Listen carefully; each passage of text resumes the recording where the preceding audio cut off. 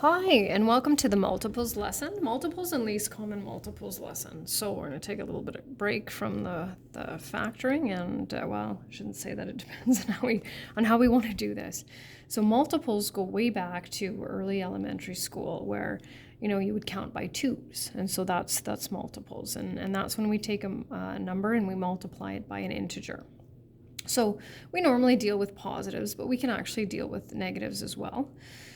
So when we're dealing with multiples of 10, we start with 10 and we count by tens, right? So 10, 20, 30, 40. So how many multiples are there? So if we're counting by tens, right? When do we stop counting by tens? Well, you can count by tens for forever, right? So there are an infinite number of multiples. So what I'm looking for here are the next 5 multiples for each of the following numbers. So of course, counting by nines, right? 9 is one of those numbers that has really cool patterns. So 9 times 2, right? 18. 9 times 3, 9 times 4, right? The sum of the digits add up to 9. It's a pretty cool number. 11, wanted to make it relatively easy, right? So 11 plus 11. And another cool pattern. And then for this next one, I figured I would count by quarters. So there's 1 quarter, right? Then you'd have 50 cents, 75 cents, and of course, just to give you a challenge, and obviously this is not what we really need to work on, but multiples of 46. So 46 times 2, and then of course we'll keep going. And you'll see where we're going with here in a little bit here. So that's multiples. Now what we need is least common multiple, and that is something that I think that you've done before, but it's probably been a little while. So we need to do a couple of different ways, at least learn a couple of different ways, and you figure out which one works best for you, and I'll kind of explain some advantages and disadvantages. So method number 1, I'm going to call the multiples method, and that's when you do what we just did, is when I give you 2 numbers and ask you to find the least common multiple, you list multiples of those numbers until you find the first one they have in common. So, and that's what the step is. So we're just going to slide over here. It says, what is the least common multiple of 20 and 25? Now, I recommend this method for when you look at a question and you know what the answer is, or if you think it's going to be a pretty small number, and you'll see where I'm going with this here in a little bit. So we'll list multiples of 20, right? 20, 40, 60.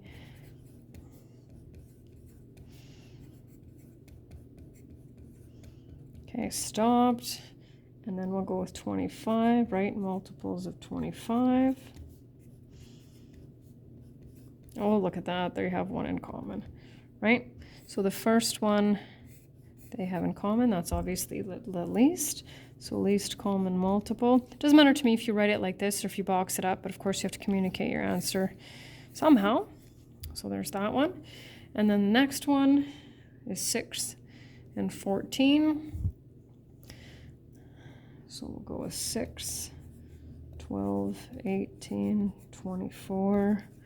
Right, so you might kind of do this and then go, okay, let's try this one. 14, 28, 42, 56. Okay, so far they don't have anything in common, so we need to go back up here now and finish our list. Oh, there we go. And as soon as you can see, you don't have to keep going.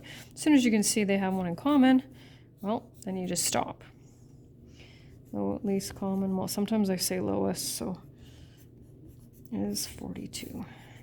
And just to kind of put this into a little bit of perspective, we also, back in grade 9, we use the least common multiple when we add and subtract fractions because we call it the lowest common denominator. So sometimes that helps. Now this is one of those things where you have to show me your work.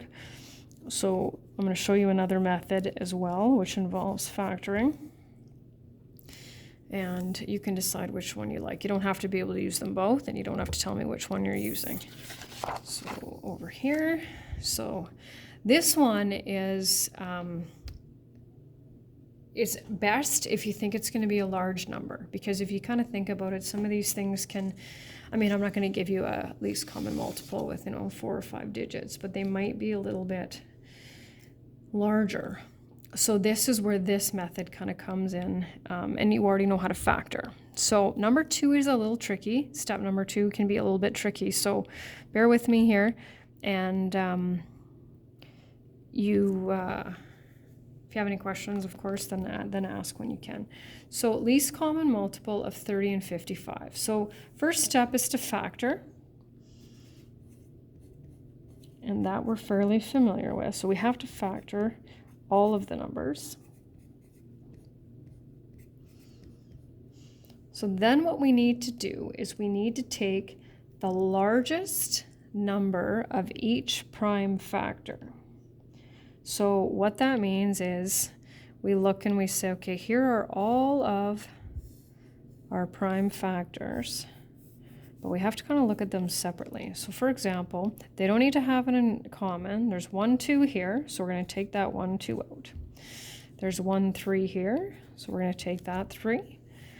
Now there's a 5 here and a 5 here. We don't take 2 5s because we kind of look at these as just a little bit, right? 2 separate ones.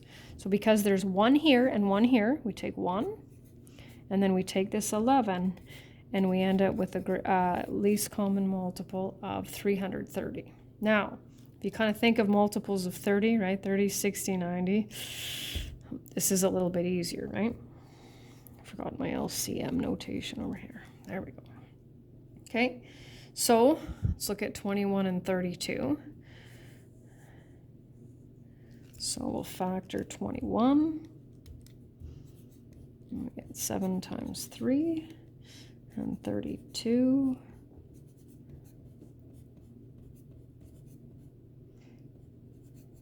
Lots of 2s. So this is where, if you're not careful and you don't bring all of your 2s down, you might miss it. This is where I know some students didn't want to bring everything down, and then they would do these questions and not get the right answer, and I'd say, well, that's because you got some 2s tucked up or some different numbers. So again, and you don't need to draw this or anything. So we're going to take this 7, and it doesn't matter that there aren't any 7s over here. We're going to take that 7. Now, how many 2s do we have, right? 1, 2, 3, 4, 5. We got to take them all because that is the greatest power of 2s. Well, we multiply all those together, and guess what we get? Well, yikes. So I can't think of anybody I know who'd want to write out multiples of these 2 numbers until you get 672. I've had students do it, but I don't recommend it, especially since you already know how to factor. And the last one, same concept, right? So we'll factor. I'm just going to slide over here. 18, 6 times 3. And you just kind of want to double check your work too. So, and 32. I'm actually just going to go like this, right? 2 times 2 times 2 times 2. Okay, so here's where we're going to just look at it a little bit differently here. So, and it doesn't matter which one you start with. The only one that actually has 3s is this one here. And so this is again where you want to kind of look at this a little bit separately. The greatest number of 3s is 2, right? So there's 2 there. I'm going to pull that down there. The greatest number of 5s, there's 2 there. Now, there's 1 2 here and 5 2s here. Well, obviously, which one's greater?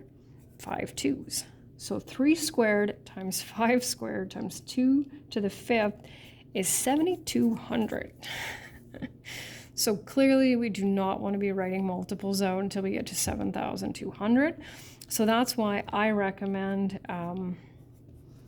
the factoring one, and not all of them will be that way, so you can just analyze it and choose as you look at the questions. And then the last thing on today's is just some true and false, and this is really going to test your knowledge of the words factors and multiples, prime numbers and things like that. So I'm not going to go through it and talk you through that, but I am going to say work through those. Decide, and if there are any that don't work out, then by all means feel free to ask, but the answers will be of course attached to the notes. So that is it for today's lesson.